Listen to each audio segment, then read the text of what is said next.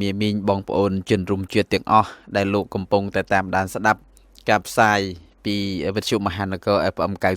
91.5 ជាពិសេសវេលាម៉ោង 8 ដល់ម៉ោង 9 ព្រឹកនេះគឺជាកម្មវិធីតម្លៃនៃសុខភាពក្រោមការឧបត្ថម្ភ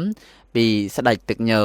ដែលជាចំណីកោសិកាសម្រាប់ទ្រទ្រង់រាងកាយរបស់លោកតាលោកយាយពុកម៉ែបងប្អូនយើងដែលមានបញ្ហាសុខភាពកំពុងតែកើតមានកម្មវិធីនេះគឺយើងផ្សាយបន្តទៅតាមបណ្ដាខេត្តដូចជានៅខេត្តត្បូងឃ្មុំលោកអ្នកដែលស្ដាប់វិទ្យុ 93.25 ក្រុងសួង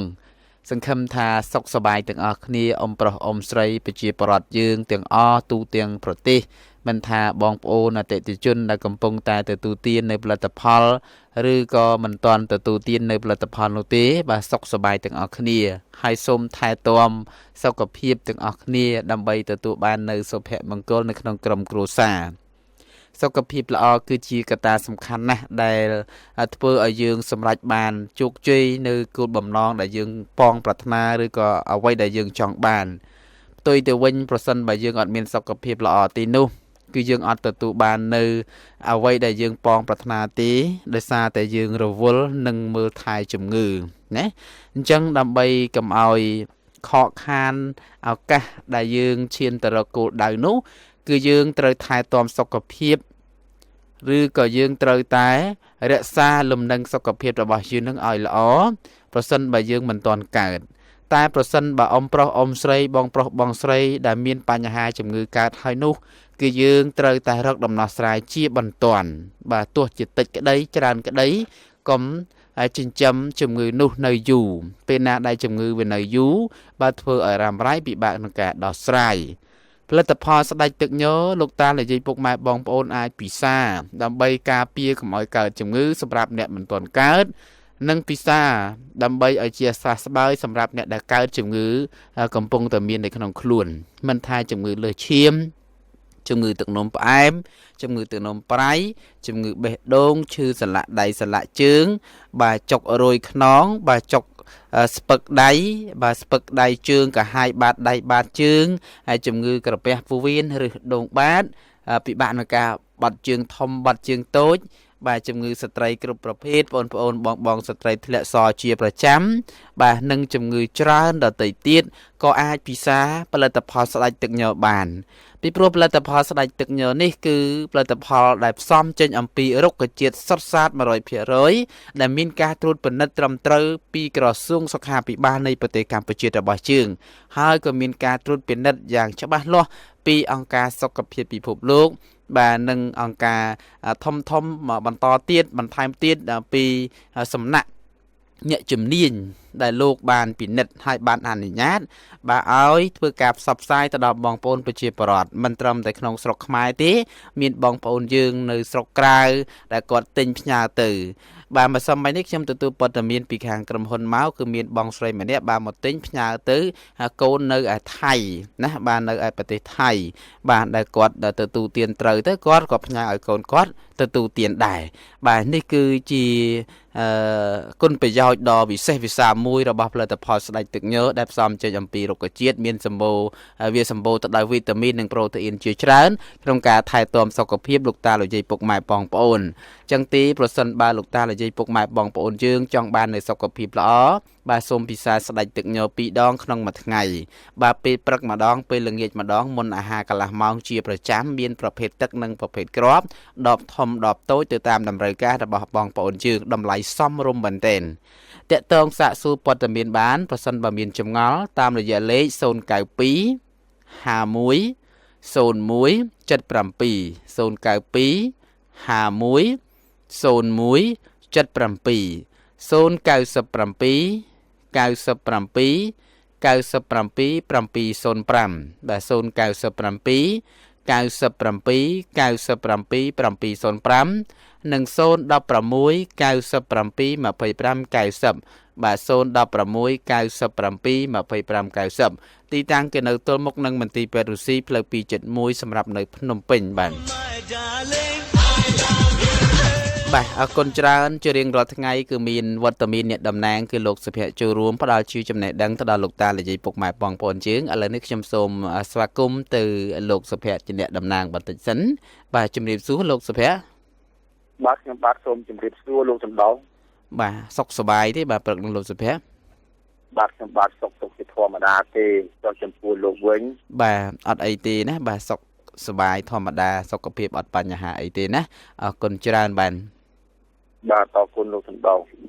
ជាបឋមខ្ញុំបាទសុភ័ក្រតំណាងឲ្យក្រុមប្រឹក្សាយោបល់សុខភាពដាច់ទឹកញើទូទាំងប្រជាជាតិកម្ពុជាសូមអនុញ្ញាតលំអោនកាយក្រាបថ្វាយបង្គំព្រះធរានុធរៈគ្រប់ព្រះអង្គនិងសូមគោរពសម្ដេចទ្រង់ឯកឧត្តមអ្នកអញ្ញាលោកជំទាវអស់លោកស្រីលោកយាយលោកតាជាទីគោរពពីស្ថានីយ៍វិទ្យុមហានគរ FM 93.5 MHz ដែលកំពុងផ្សាយផ្ទាល់ពីកម្មវិធីសម្ដែងសុខភាពកម្មវិធីនេះជាកម្មវិធីដែលបានឧបត្ថម្ភដោយចំណីជំនួយจากអង្គការសម្ដេចញើអរគុណជាពិសេសទៅដល់បងប្អូនប្រជាពលរដ្ឋនៅកម្ពុជាដែលបានគាំទ្រនៅក្នុងការទទួលទាននៅចំណីជំនួយจากអង្គការសម្ដេចញើ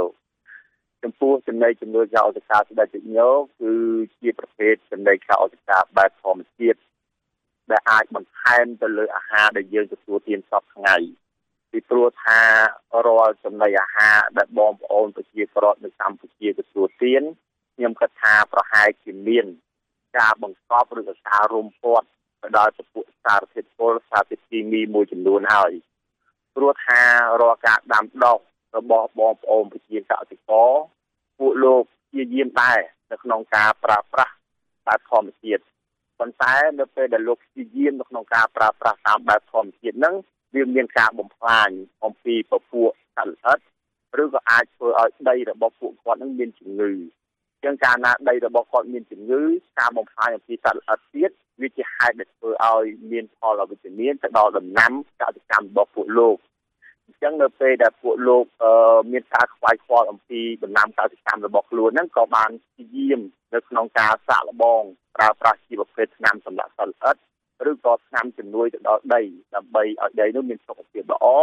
និងសម្រាប់នៅពពួកបាក់តេរីវីរីឬក៏សត្វល្អិតផ្សេងៗដែលយាយីទៅដល់ដំណាំរបស់ពួកគាត់បាទអញ្ចឹងអាសារធាតុដែលគាត់បានប្រើប្រាស់នោះហើយ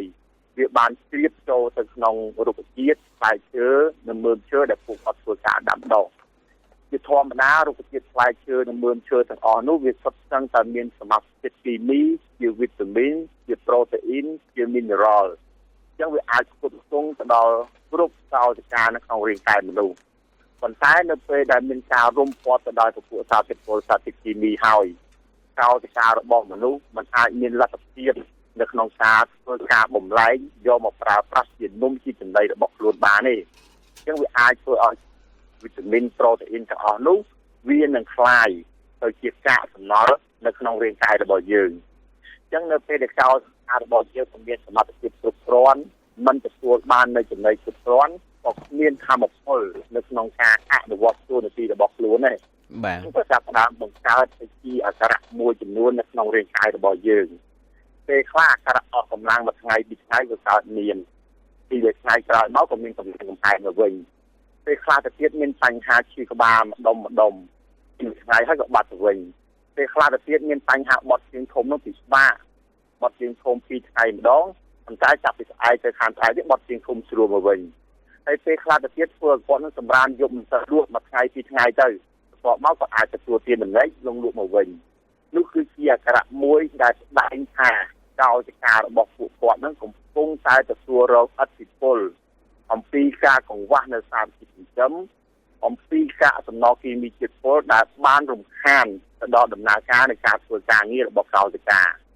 អញ្ចឹងបងប្អូនប្រជាពលរដ្ឋនៅកម្ពុជាឥឡូវនេះគាត់មិនសូវចូលចិត្តនៅក្នុងការពិនិត្យទៅលើសុខភាពរាងកាយរបស់ពួកគាត់ទេគាត់គិតថានៅពេលដែលពួកគាត់អញ្ជើញទៅមន្ទីរពេទ្យ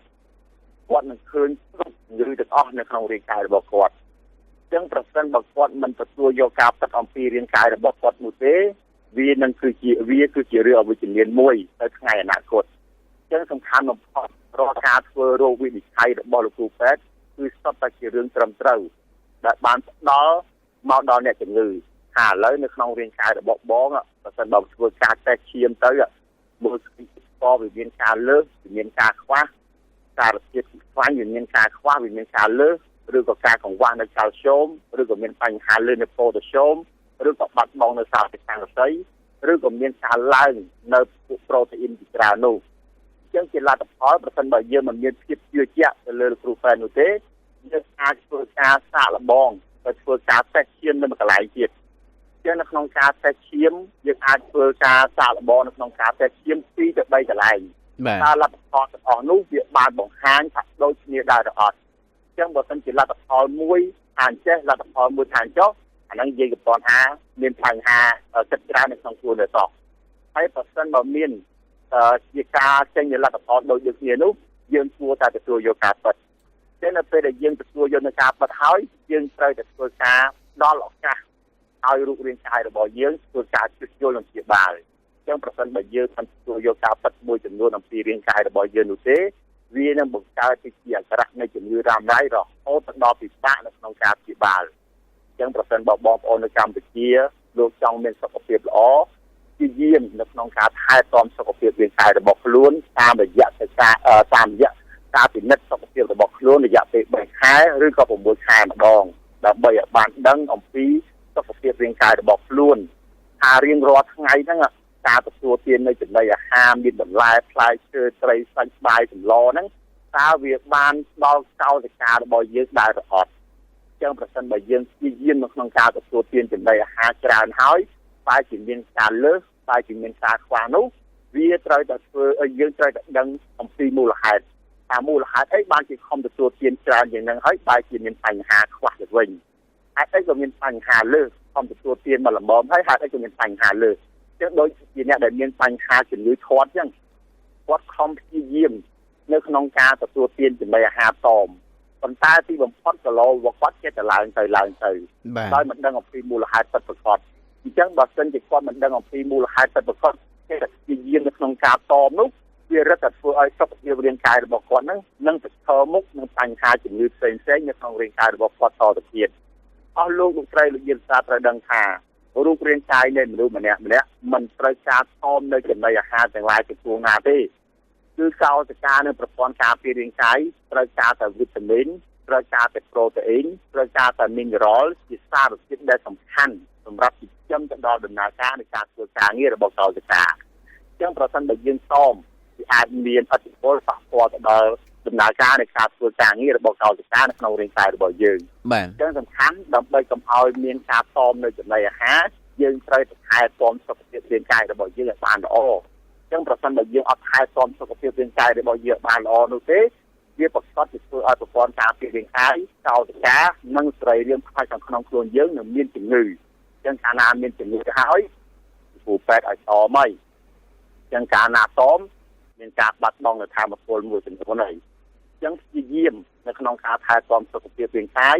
ឲ្យអនុវត្តនៅវិធាន5ដែលក្រុមប្រឹក្សាយោបល់សុខភាពស្ដេចជំនឿយើងតែងតែជម្រាបរាល់ការវិធីហ្នឹងគឺទី1ព្យាយាមនៅក្នុងការទទួលទានទឹកឲ្យបាន3លីត្រនៅក្នុងមួយថ្ងៃទី2ភ្លានពេលណាទទួលទានពេលហ្នឹងទី3យាមនៅក្នុងការទទួលទានដំណេកឲ្យបានពី6ទៅ7ម៉ោងក្នុងមួយថ្ងៃទី4ហាត់ប្រាណឲ្យបានពីកន្លះម៉ោងទៅ1ម៉ោងក្នុងមួយថ្ងៃតាមអនាម័យក្នុងការរស់នៅមូលហេតុដែលក្រុមប្រឹក្សាយោបល់សុខភាពស្ដេចជំនឿយើងឲ្យអស់លោកស្រីដែលយើងការទទួលទានបាន3លីត្រក្នុងមួយថ្ងៃហ្នឹងគឺវាបានជួយជាច្រើនទៅដល់ដំណើរការនៃការធ្វើការងាររបស់កោសិកាអញ្ចឹងកោសិកាលោកអ្នកត្រូវការទឹកដើម្បីដឹកជញ្ជូននៅសារធាតុចិញ្ចឹមដើម្បីដឹកជញ្ជូននៅសារធាតុគីមីជាតិពុលត្រូវការទឹកដើម្បីធ្វើការបំលែងនៅវីតាមីនប្រូតេអ៊ីនមួយចំនួនដែលពិបាកនៅក្នុងការបំលែងយកមកប្រើប្រាស់ជាកាមពលត្រូវការទឹកដើម្បីទប់ជាជញ្ជាំងនៃសរីរាង្គទាំងអស់នៅក្នុងរាងកាយរបស់អស់លោកស្រីលោកយាយលោកតាអញ្ចឹងប្រសិនបើអស់លោកស្រីលោកយាយលោកតាទទួលទានបាន3លីត្រនៅក្នុងមួយថ្ងៃនោះទេរាងកាយរបស់លោកអ្នកនឹងមានផលវិបាកមួយចំនួនអញ្ចឹងរាល់សកម្មភាពធ្វើការងារមួយចំនួននៃសរីរាង្គទាំងអស់គឺត្រូវការទឹកធ្វើជាជញ្ជាំងទប់មិនឲ្យមានការប៉ះគ្នាអញ្ចឹងកាលណាវាប៉ះគ្នាវាធ្វើឲ្យមានបញ្ហាចិត្តអញ្ចឹងកាលណាវាចិត្តហើយវាធ្វើឲ្យរលាកអញ្ចឹងកាលណាវារលាកហើយវាធ្វើឲ្យមានក្តៅអញ្ចឹងកាលណាមានក្តៅកើតជាជំងឺអញ្ចឹងកាលណាកើតជាជំងឺហើយពិបាកបន្តិចហើយនៅក្នុងការព្យាបាលពីព្រោះថាសរីរាង្គផ្នែកខាងក្នុងខ្លួនមនុស្សគឺជាសរីរាង្គមួយដែលសើមជានិច្ច ចឹងរៀងរាល់ពេលដែលអស់លោកស្រីលោកយល់តាមានតបៅវិទ្យុឧទាហរណ៍ថាមានតបៅនៅខ្មោចដែរចុះបាទហើយលោកគ្រូពេទ្យហាមទៀតមិនឲ្យត្រូវទឹកទេកាលណាត្រូវទឹកគឺតបៅនឹងអត់ជាទេគឺវារីកបាទចុះសរីរាង្គផ្នែកខាងក្នុងខ្លួនយើងគឺជាសរីរាង្គមួយដែលសើមជានិច្ចចឹងនៅពេលដែលស្ងួតសរីរាង្គផ្នែកខាងក្នុងខ្លួនរបស់មនុស្សគឺមានបញ្ហាលេខថែមទៀតដូចជាអ្នកដែលមានបញ្ហាលេខអំពង់កចឹងនៅពេលដែលស្ងួតអំពង់កគាត់អាចមានបញ្ហាលាកនៅពេលដែលយើងស្ងួតបបោមាត់យើងអាចមានបញ្ហាលាកនៅពេលដែលមាត់របស់យើងបាត់បង់នៅភាពត្រជាក់វាអាចធ្វើមានបញ្ហាលាកនោះហើយគឺជារឿងមួយដែលពិបាកនៅក្នុងការព្យាបាលបំផុតប៉ុន្តែដោយតាមការសិក្សារបស់លោកវិទ្យាបណ្ឌិតនៅលើពិភពលោកនាពេលបច្ចុប្បន្ននេះលោកបានផ្ដោតសំខាន់ទៅលើអ្នកដែលធ្វើការព្យាបាលនិងជួសជុលនៅជំងឺរបស់មនុស្សឲ្យបានល្អគឺកោសិកានិងប្រព័ន្ធការពាររាងកាយចឹងកោសិកានៃសរីរាង្គនីមួយៗត្រូវតែមានទួនាទីនៅក្នុងការជួសជុលនៅសរីរាង្គរបស់ខ្លួនដែលមានបញ្ហាជាតបៅ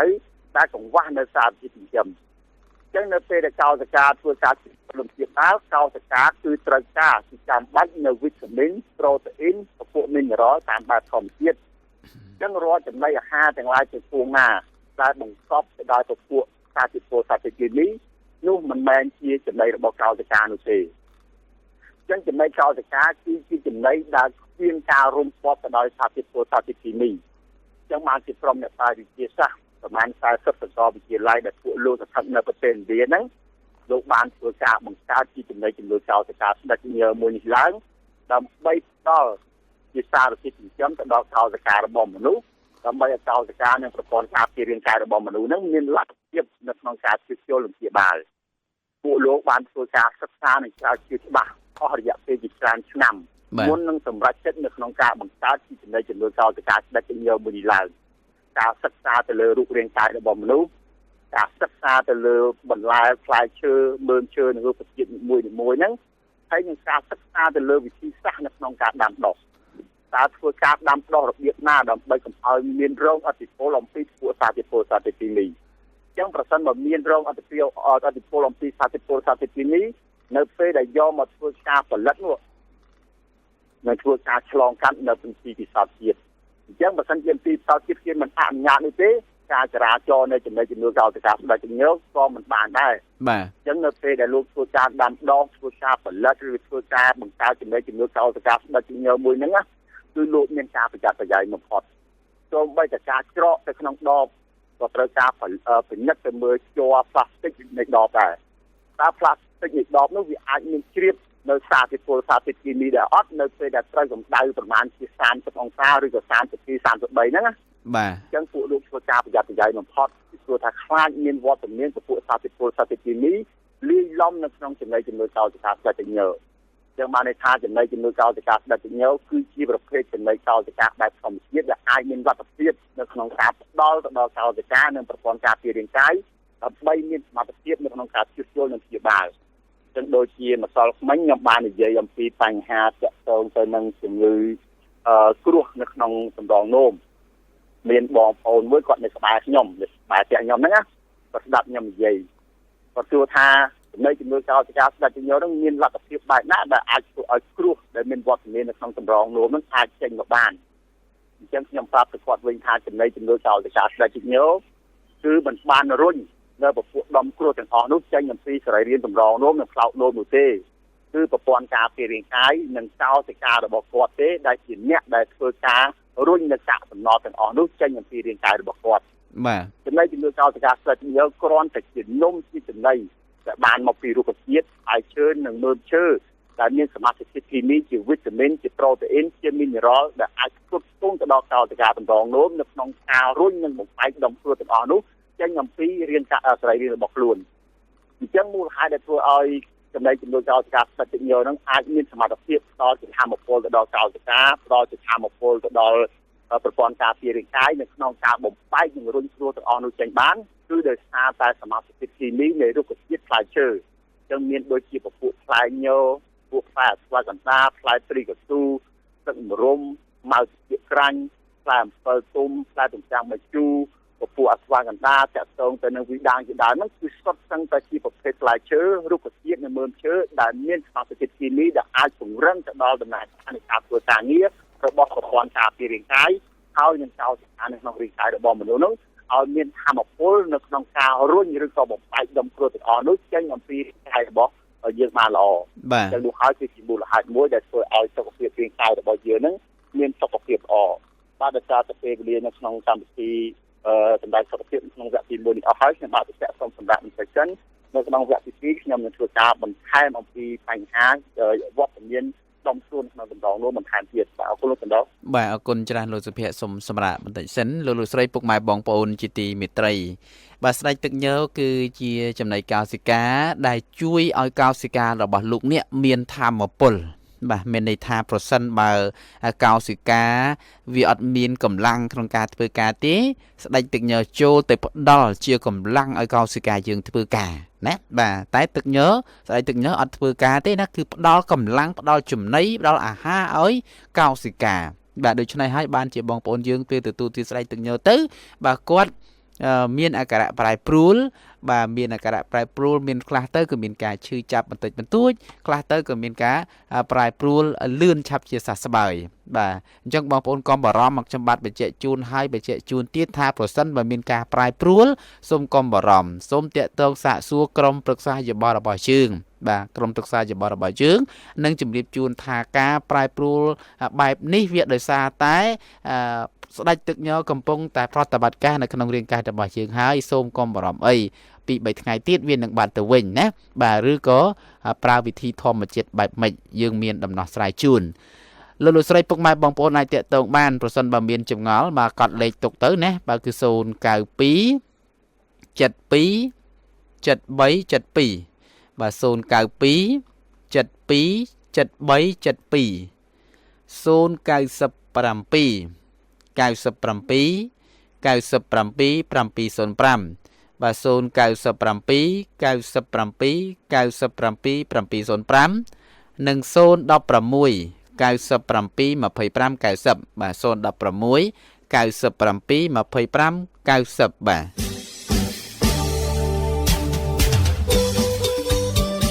លោកអ្នកកំពុងមានបញ្ហាសុខភាពមែនទេកុំបារម្ភអី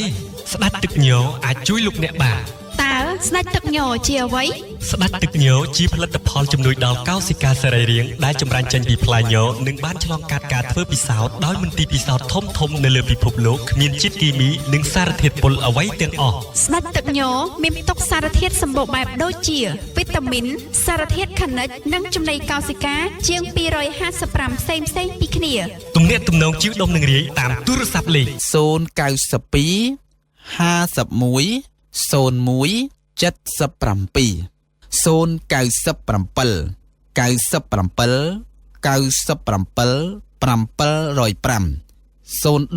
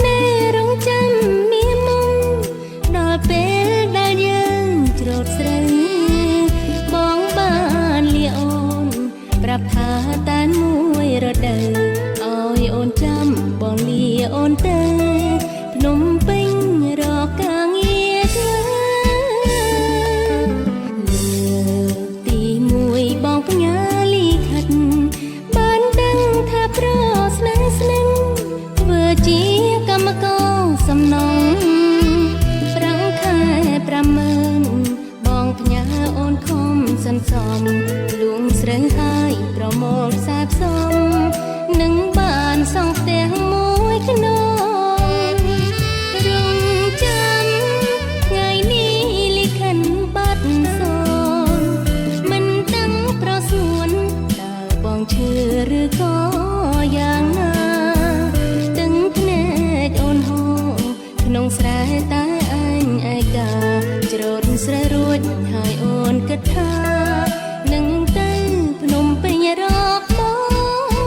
90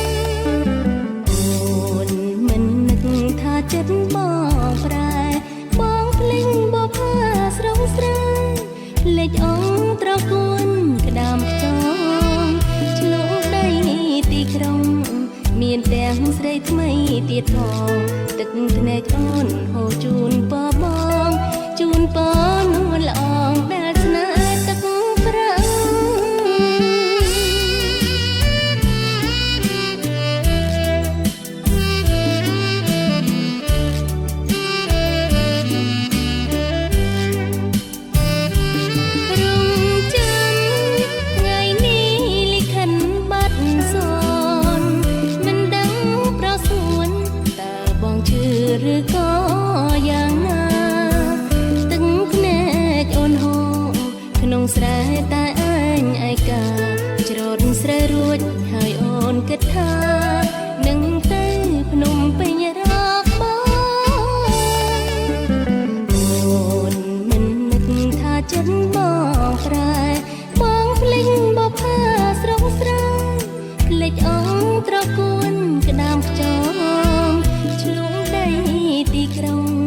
មានទាំងស្រីថ្មីទៀតផងទឹកភ្នែកអូនហូរជូនពបងជូនពនួលល្អងដែលស្នេហ៍ទឹកប្រឹង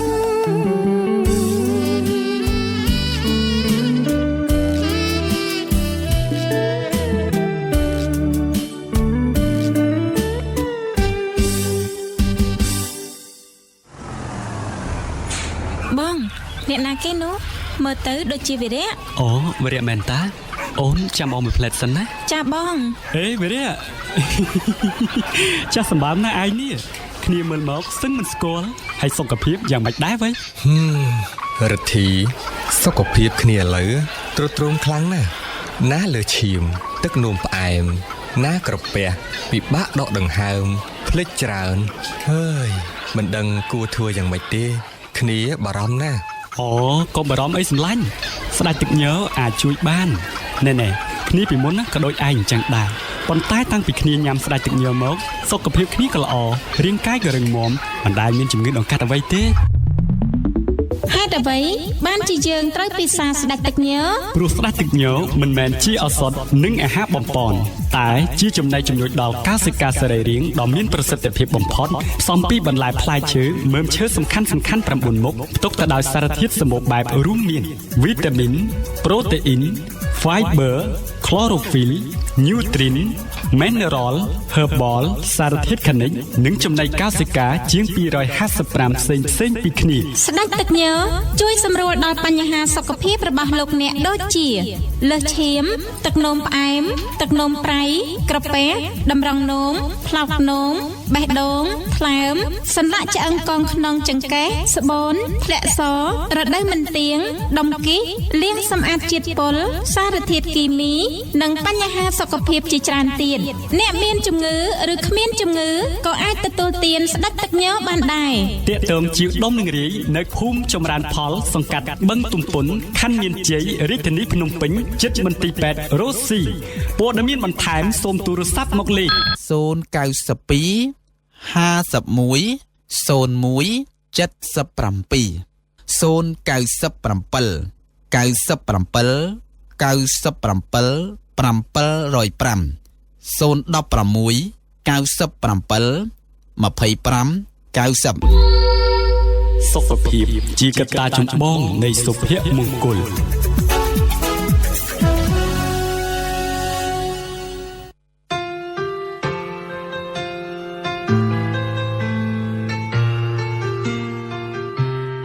ជីវិតគឺជាធម្មជាតិសុខភាពគឺជាសុភមង្គលជីវិតដែលមានសុភមង្គលល្អដោយសារយើងមានសុខភាពល្អសុខភាពនាំមកនូវភាពជោគជ័យសុខភាពនាំមកនូវភាពរុងរឿងស្ដេចទឹកញើជាទឹកផ្លែញើមិនមែនជាឱសថនិងអាហារបំប៉នតែជាចំណីជំនួយដល់កោសិកាសរីរាង្គទំនាក់ទំនងបោះដុំលក់រាយតាមទូរស័ព្ទលេខ092 51 01 77 097 97 97 705 016 97 25 90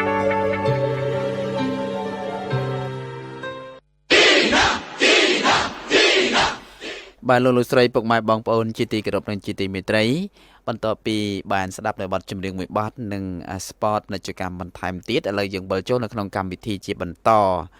វេលានៅក្នុងកម្មវិធីរបស់យើងគឺជិតដល់ទីបញ្ចប់ទៀតហើយពុកម៉ែបងប្អូនយើងប្រសិនបើមានបញ្ហាឈឺថ្កាត់នានាកំពុងតែកើតមាននៅក្នុងរាងកាយសូមទៅរកដំណោះស្រាយជាបន្ទាន់ហើយអាចគិតដល់ចំណីកោសិកាស្ដេចទឹកញើជាជំរើសដ៏ល្អសម្រាប់លោកអ្នកពិសា2ដងក្នុងមួយថ្ងៃពេលព្រឹកនិងពេលល្ងាចមុនអាហារកន្លះម៉ោងបាននឹងធ្វើឲ្យលោកអ្នកទទួលបាននូវសុខភាពល្អជាមិនខាននោះទេអរគុណណាស់ខ្ញុំបាទទុកនាទីនេះជូនទៅអ្នកតំណាងដើម្បីធ្វើការបកស្រាយបន្តទៅទៀតបាទសូមអញ្ជើញលោកសុភ័ក្របាទអរគុណលោកសំដៅស្វាគមន៍ទៅដល់ប្រិមិត្តនៅក្នុងវគ្គទី2នៃកម្មវិធីតម្លៃសុខភាពចំពោះបញ្ហាដែលលោកសំដៅមានប្រសាសន៍ថានៅពេលដែលមានការឈឺចុកចាប់នៅក្នុងរាងកាយកំឡុងពេលដែលទទួលទានចំណីជំនួយកោសិកាស្ដេចទឹកញើហ្នឹងគឺមូលហេតុបណ្ដាមកពីប្រព័ន្ធការពាររាងកាយនិងកោសិការបស់យើងវានឹងមានធម៌ពលនៅក្នុងការរុករោគអំពីកាកសំណល់នៃសាកសពរបស់កោ មានវត្តមាននៅក្នុងសរីរាង្គណាមួយនៅក្នុងរាងកាយរបស់យើងអញ្ចឹងជាធម្មតារាល់ការឈឺចុកចាប់ណាមួយនៅក្នុងរាងកាយរបស់យើងអស់លោកស្រីយើងត្រូវដឹងថាគឺជាការកើនឡើងខ្ពស់នៃពពួកកាកសំណល់ដែលជាសាកសពនៃកោសិកានៃសរីរាង្គនីមួយៗដែលប្រព័ន្ធការពាររាងកាយរបស់យើងមិនមានលទ្ធភាពនៅក្នុងការរុញពពួកកាកសំណល់ទាំងអស់នោះចេញអញ្ចឹងនៅពេលដែលកោសិការបស់យើងទទួលបានវីតាមីនប្រូតេអ៊ីនមីនេរ៉លអំពីចំណីចំនួនកោសិកាស្ដេចញើហើយគេនឹងធ្វើការរុញច្រាននៅពពួកកាកសំណល់ទាំងអស់នោះចេញអំពីរាងកាយរបស់យើងអញ្ចឹងការរុញច្រានប្រសិនបើមានការសម្របសម្រួលធម្មតាឬក៏កំណើននៃពពួកសាកសពនៃកោសិកានោះមានបន្តិចបន្តួចនោះមិនមានការឈឺចាប់អ្វីកើតឡើងទេប៉ុន្តែប្រសិនបើមានកំណើននៃពពួកបរិមាណនៃសាកសពនៃកោសិកាដែលងាប់វាមានច្រើនវាអាចធ្វើឲ្យមានការឈឺចាប់មួយចំនួនហើយដូចជាតបៅរបស់យើងអញ្ចឹងបើសិនជាចង់ឲ្យតបៅនឹងជាលុះត្រាតែធ្វើការស្អាតខ្ទុះចេញអញ្ចឹងនៅពេលដែលលោកគ្រូពេទ្យធ្វើការសម្អាតយកខ្ទុះចេញពីតបៅសួរថាអ្នកជំងឺឈឺអត់អញ្ចឹងអ្នកជំងឺតែមានអារម្មណ៍ថាឈឺចាប់នៅត្រង់តបៅហ្នឹងហើយអញ្ចឹងនៅពេលដែលកោសិការបស់យើងធ្វើសកម្មភាពនៅក្នុងការឆ្កឹះយកកាកសំណល់ដែលជាសាកសពនៃពពួកកោសិកាងាប់ចេញហ្នឹងវាអាចធ្វើឲ្យយើងមានបញ្ហាឈឺចុកចាប់ប៉ុន្តែទន្ទឹមនឹងពេលដែលមានបញ្ហាឈឺចុកចាប់ហ្នឹងប្រព័ន្ធការពាររាងកាយរបស់យើងបានធ្វើការពង្រឹងធម៌ពលទៅដល់សរីរាង្គហ្នឹងដើម្បីឲ្យមានធម៌ពលទប់ជាមួយនឹងការឈឺចុកចាប់ណាមួយអញ្ចឹងអស់លោកស្រីយើងត្រូវចេះអង្កេតអំពីសុខភាពរាងកាយរបស់ខ្លួនមុននឹងទទួលទានចំណីជំនួយកោសិកាស្ដេចញើការឈឺចុកចាប់អស់កម្លាំងប៉ុន្តែហេតុអីនៅពេលដែលទទួលទានចំណីជំនួយកោសិកាស្ដេចញើមានកម្លាំងមានកំហែងហើយវាមានការឈឺចុកចាប់បន្តិចបន្តួចទេវាមិនរហ័សវាមិនដូចដែលយើងមិនទាន់ទទួលទានចំណីជំនួយកោសិកាស្ដេចញើទេអញ្ចឹងចាក់តងទៅនឹងការឈឺចុកចាប់នេះឲ្យវាឯងគឺជាការមួយដែលបង្ហាញថាដំណើរការនៃការជួសជុលរបស់កោសិកាវានឹងមានសកម្មភាពរបស់ខ្លួនប៉ុន្តែក្រុមប្រឹក្សាយោបល់សុខភាពស្ដេចញើយើងគឺមានវិធីសាស្ត្រនៅក្នុងការជួយសម្រួលទៅដល់ការឈឺចុកចាប់នៅក្នុងរាងកាយរបស់មនុស្សតាមរយៈការឲ្យអនុវត្តតាមបែបធម្មជាតិមួយចំនួនអញ្ចឹងប្រសិនបើអស់លោកស្រីលោកយល់តាមានបញ្ហាកំឡុងពេលដែលទទួលទានចំណីជំនួយកោសិកាស្ដេចញើមានការប្រែប្រួលហ្នឹងត្រូវតែព្យាយាមនៅក្នុងការទំនាក់ទំនងមកសួរនាំជាមួយនឹងក្រុមប្រឹក្សាយោបល់សុខភាពស្ដេចញើពីព្រោះថាក្រុមប្រឹក្សារបស់ពួកខ្ញុំហ្នឹងគឺបានឆ្លងកាត់វគ្គសិក្សាបណ្ដុះបណ្ដាលមួយចំនួនផ្នែកវិទ្យាសាស្ត្រអញ្ចឹងត្រឹមតែជាអ្នកប្រឹក្សាតែប៉ុណ្ណោះមានសមត្ថភាពខ្លាយទៅជាអ្នកជំនាញនោះទេអញ្ចឹងអ្នកជំនាញតើគេរៀនរហូតដល់8ឆ្នាំហើយគេថែមឯកទេស3ឆ្នាំបន្ថែមទៀតអានោះបានជាអ្នកជំនាញអញ្ចឹងសំខាន់បំផុតប្រសិនបើការប្រើនៃពាក្យថាអ្នកជំនាញនោះតើតែយើងបានធ្វើការឆ្លងកាត់ផ្នែកវិទ្យាសាស្ត្ររហូតដល់11ឆ្នាំបើនិយាយចំណាបាទអញ្ចឹងក្រុមប្រឹក្សារបស់យើងគឺបានឆ្លងកាត់វគ្គបណ្ដុះបណ្ដាលត្រឹមត្រូវផ្នែកវិទ្យាសាស្ត្រផ្នែកសុខភាពតទៅនឹងផ្នែករុក្ខជាតិផ្លែឈើមួយចំនួនដែលលោកស្រីអគ្គនាយិកាលោកបានធ្លាប់ឆ្លងកាត់នៅក្នុងវគ្គបណ្ដុះបណ្ដាលផ្នែកសុខភាពជាច្រើនអញ្ចឹងយើងត្រឹមតែជាក្រុមប្រឹក្សាយោបល់សុខភាពស្ដេចញើតែប៉ុណ្ណោះមិនមែនជាអ្នកជំនាញស្ដេចញើនោះទេអញ្ចឹងចំពោះការប្រែប្រួលនៅក្នុងរាងកាយរបស់មនុស្សគឺជាការរើកកាយឡើងមកវិញនៃដំណើរការរបស់កោសិកាហើយនឹងប្រព័ន្ធការពាររាងកាយជាពិសេសអ្នកដែលមានបញ្ហាវត្តមានដុំគ្រោះនៅក្នុងតម្រងនោមអញ្ចឹងនៅពេលដែលមានដុំគ្រោះនៅក្នុងតម្រងនោមហើយជាធម្មតាកំឡុងពេលដែលតម្រងនោមធ្វើសកម្មភាពនៅក្នុងការច្រោះយកជាតិពុលចេញអំពីឈាមនោះវាតែងតែមានការវិលមួយចំនួននៅក្នុងបាស៊ីណេនៃក្នុងប្លុករបស់តម្រងនោមហ្នឹងវាជាហេតុធ្វើឲ្យមានការដាច់រលាត់មួយចំនួននៃពពួកបាស៊ីណេដែលមានវត្តមាននៅក្នុងតម្រងនោមនឹងឯងបាទអញ្ចឹងកាលណាដាច់រលាត់ហើយវាអាចជាតបៅហើយអញ្ចឹងនៅពេលដែលកោសិការបស់យើងមានធម៌ពលដំណាក់កាលដំបូងគឺជាដំណាក់កាលនៅក្នុងការរុញឬក៏បំបែកដុំគ្រោះទាំងអស់នោះធ្វើយ៉ាងណាឲ្យមានសមត្ថភាពនៅក្នុងការរុញចេញឲ្យបានល្អអញ្ចឹងនៅពេលដែលពពួកដុំគ្រោះទូចដែលស្ថិតនៅក្នុងតម្រងនោមត្រូវបានរុញចេញហើយកោសិកានៃសរីរាង្គតម្រងនោមខ្លួនឯងហ្នឹងត្រូវធ្វើយ៉ាងណាក្នុងការជួសជុលនៅបាស៊ីណេដែលជាកញ្ច្រែងនៅក្នុងការច្រោះយកពពួកកាកសំណល់ជាតិពុលហ្នឹងឲ្យជាសះស្បើយមកវិញអញ្ចឹងដោយសារតែសមាសជាតិវីតាមីនប្រូតេអ៊ីនពព ពួក mineral nutrient herbal និង fiber ដែលមានវត្តមាននៅក្នុងចំណីជំនួយកោសិកាស្ដេចជញ្ញើដែលបានមកពីផ្លែឈើនិងរុក្ខជាតិនិងមើមឈើទាំងអស់នោះកោសិកានៃតម្រងនោមគេអាចមានសមត្ថភាពនៅក្នុងការជួសជុលលំព្យាបាលបានប៉ុន្តែទន្ទឹមនឹងការជួសជុលលំព្យាបាលអស់លោកស្រីលោកយាយលោកតាត្រូវតែទុកពេលវេលាឲ្យកោសិការបស់លោកអ្នកហ្នឹងអនុវត្តឲ្យបានល្អពីព្រោះថាក្នុងមួយថ្ងៃគេមានសមត្ថភាពនៅក្នុងការជួសជុលត្រឹមតែ6ទៅ7ម៉ោងតែប៉ុណ្ណោះហើយ16ម៉ោងនោះកោសិកាលោកអ្នកនៅបម្រើលោកអ្នកបាទអញ្ចឹងបើសិនបើអស់លោកស្រីលោកយាយលោកតាទទួលទានដំណេកមិនលក់ទេកោសិការបស់លោកអ្នកក៏គ្មានសមត្ថភាពនៅក្នុងការជួសជុលលំព្យាបាលដែរ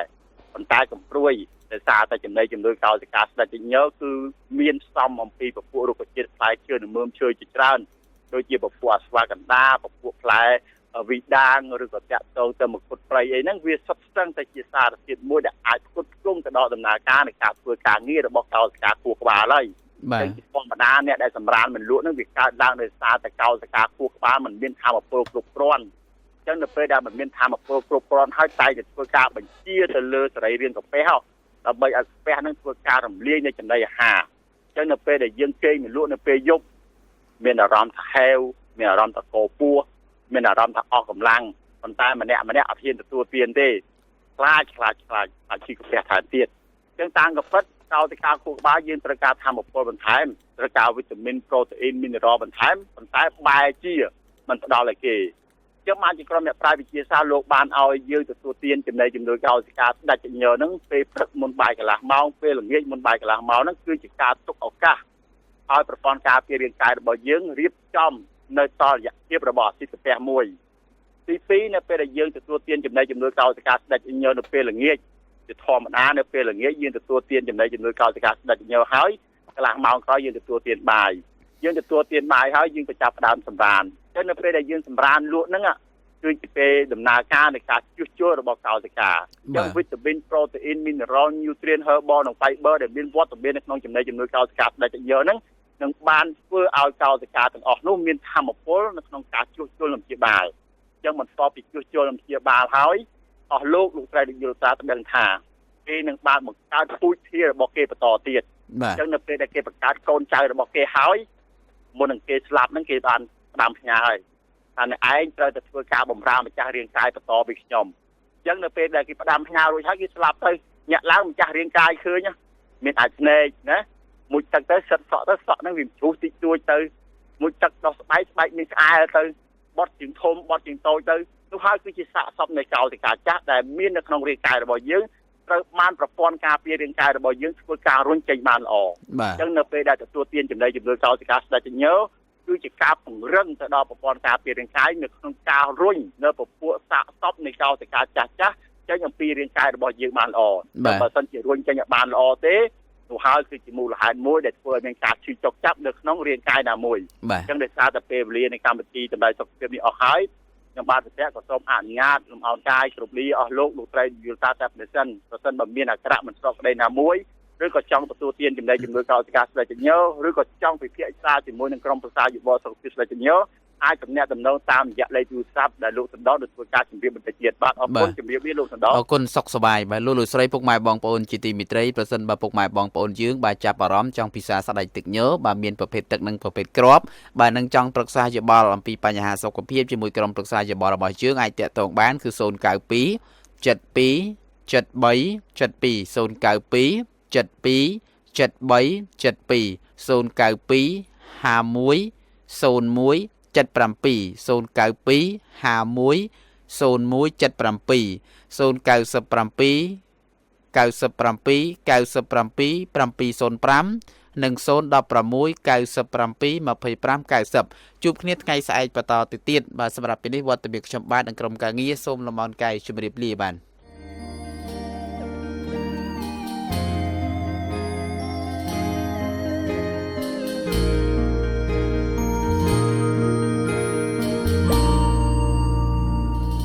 ទឹកដល់ច្រមុំដឹងខំហួពេលទៅហើ